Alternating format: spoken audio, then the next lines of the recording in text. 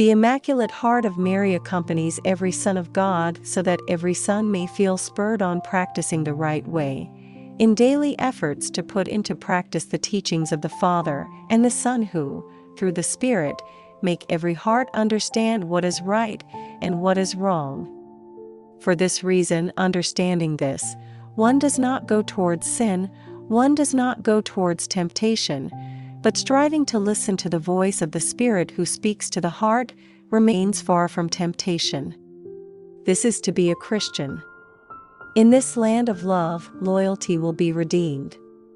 It will return to be at the center of the life of the children of God, who want to be faithful to God, to the mystery of God, to the Church of Christ, and who want to be faithful to each other, overcoming every temptation, wanting to remove every temptation, praying the Father that He does not induce His children into trial, into temptation, as we recite in the Our Father, lead us not into temptation.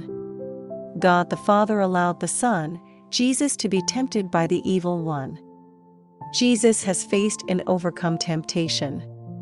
And in the Our Father He asked us to ask the Father not to be induced in temptation, because as He says the Spirit is ready, but the flesh is weak. Jesus, true man and true God, does what every man and every son of God experiences, the temptation of the enemy of God who tries to arrive punctually to distract us from doing the will of God. Here then, following Jesus' example, each of us will do the same, trying to resist every temptation, so that we can make the Spirit strengthen and emerge from this period even more strengthened in faith, and to be able to fully experience the mercy of God, the love of God, which we have experienced in this land and are continuing to experience. When the heart closes and hardens, everything becomes difficult and incomprehensible, one becomes burdensome, and one loses the joy of living Christ, faith, religion, and everything risks sinking under the weight of the fatigue of the temptation of despondency and discouragement. As Jesus tells us in the catechesis revealed to His maiden Maria Giuseppina Norcia, evil is the evil one and all of his children. God never wants evil for His children. What is bad for the children of God, who deceives the children of God, who exhorts them as in these days has happened to change the words of the Our Father and the prayers that accompanied, as well as the teachings and words of Jesus, the history of humanity. This is what is bad and hurts the children of God. We cannot question and change the words of the Our Father. The Our Father is the Word of God, it is the Word of Jesus. The translation is not wrong.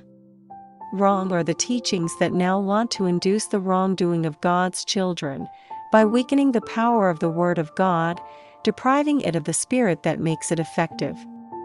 This is why it is said not to lead us into temptation.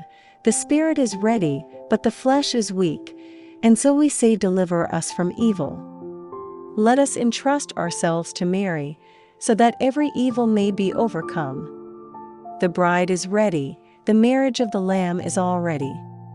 The sons of Mother Church look to their Queen crowned with stars, the New Jerusalem. Bride ready adorned for her groom. The true and faithful bridegroom leads his children in the last battle to face in Mary with Mary and for Mary the enemy of God, to overcome and overthrow him and to plunge him forever in the lake of fire, together with his unfaithful children.